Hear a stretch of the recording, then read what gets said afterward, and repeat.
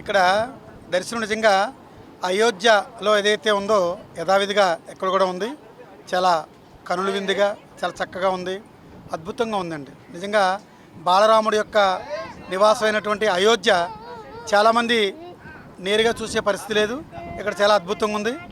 ఇది చూసి మేము చాలా ఆనందించాం. మేము కుటుంబం మొత్తం కూడా వచ్చి చూసాం.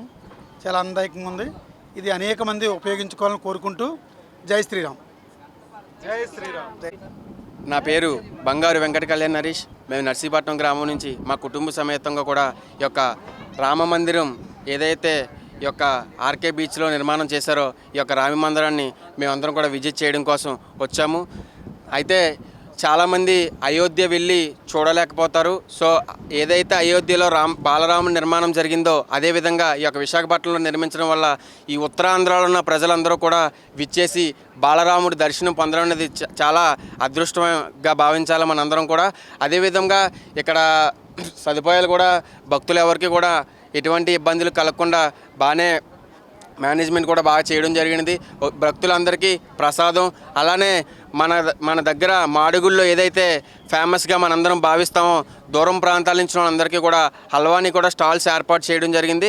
ఇక్కడైతే ప్రతి ఒక్కరు దర్శనం చేసుకున్న అందరూ కూడా హ్యాపీగా ఫీల్ అవుతున్నారని చెప్పేసి ఈ సందర్భంగా నేను తెలియజేస్తున్నాను. జై శ్రీరామ్. మాది బత్తిలి ప్రాంతం, మేము ఉండేది గుంపూర్. వచ్చాం దర్శనం చేయడానికి. గుడి చాలా బాగుంది. అందరం వచ్చాం ఫ్యామిలీతో, అంతా బాగానే ఉంది. జై శ్రీరామ్. వెళ్ళలేదండి. ఇక్కడ బాగానే ఉంది, అంతా బాగానే ఉంది. దేవుడి దర్శనం కూడా చాలా బాగుంది. సెట్ అయితే పర్లేదు, బాగానే ఉంది. కొంతమంది భక్తులకి అయోధ్య వెళ్ళని వారు వాళ్ళకు ఒక దర్శనంలాగా అనిపిస్తుంటుంది. అందరూ వెళ్ళలేరు కదా ఈ రోజుల్లో. అయోధ్య వెళ్ళడానికి అందరికీ వర్కౌట్ అవ్వదు. అలాంటిది ఏదైనా రామవాళ్ళ వారికి చూడాలనుకునేవారు ఇక్కడ చక్కగా చూసి ఆనందింపజేస్తారు. ప్రజలకు ఎంతో సౌఖ్యంగా అన్ని కల్పించారు. ధన్యవాదాలు.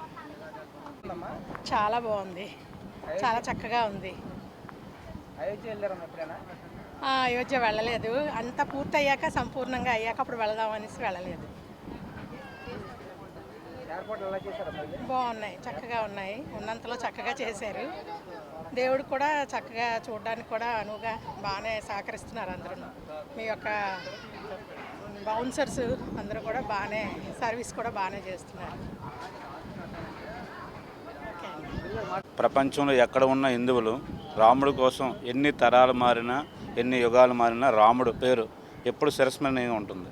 రామనామం అనేది ప్రతి మనిషిలో కూడా రోజు పలికే నామం రామనామం. అలాంటి అయోధ్య సెట్ ఇక్కడ వేయటం మన విశాఖ ప్రజలు చేసుకున్న పుణ్యం.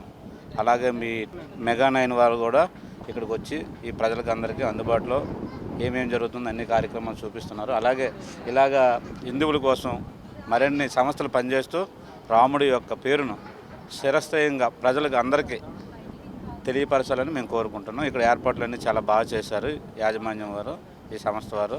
వాళ్ళందరికీ ధన్యవాదాలు. అయోధ్య రాముడి దగ్గరికి వెళ్ళి దర్శించుకోవాలంటే అందరికీ వీలు కాని పరిస్థితి.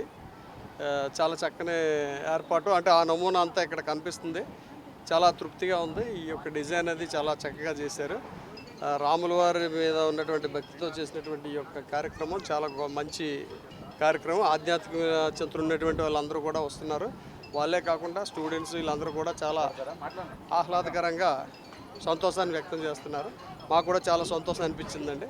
ఇలాంటిది మున్ముందు పర్మనెంట్గా ఇలాంటి సెటప్స్ ఏమైనా చేసి ఒక అయోధ్య రామ మందిరాన్ని ఎక్కడ కూడా నిర్మించే ప్రయత్నం వైజాగ్లో కూడా చేస్తే చుట్టుపక్కల విశాఖ జనులందరికీ, ఉత్తరాంధ్ర జనులందరికీ కూడా చాలా బాగుంటుంది. బీచ్ వద్ద ఇతరులు కూడా వస్తూ ఉంటారు కాబట్టి ఇతర రాష్ట్రాల నుంచి కూడా అందరూ సందర్శించేందుకు మరింత వీలుగా ఉంటుంది. ఇలా టెంపరీ కాకుండా పర్మనెంట్ అది అయితే బాగుంటుందని మా యొక్క ఒపీనియన్.